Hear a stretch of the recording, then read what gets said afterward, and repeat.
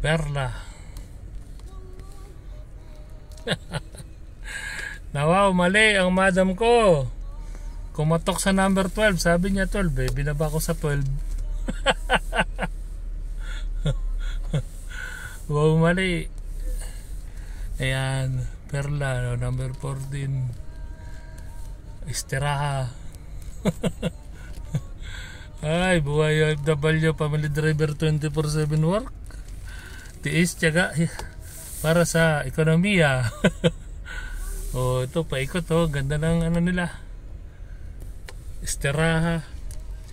Ngayon nakapasok na sa number 13. 13 pa lang istiraha nila, pumasok sa number 12. Wow, mali. Sige po, thank you for watching. Naku, mali yung madam ko. 16. Tayo ay lalabas na.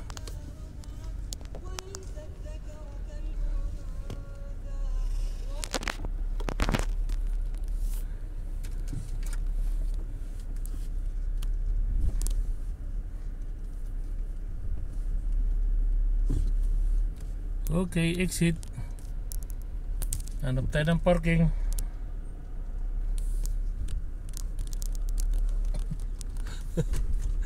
Ay, nako, nanay ko.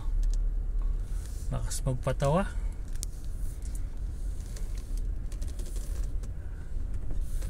Yan ang istiraha. Perla. Perla. Ayos. Ha ha ha. He he he.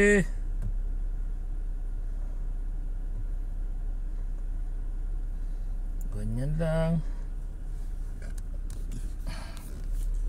Peace lang. Ano lang ang buhay.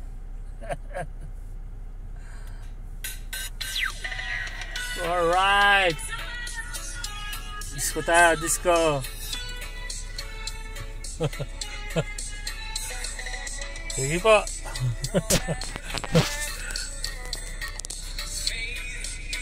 Peace lang.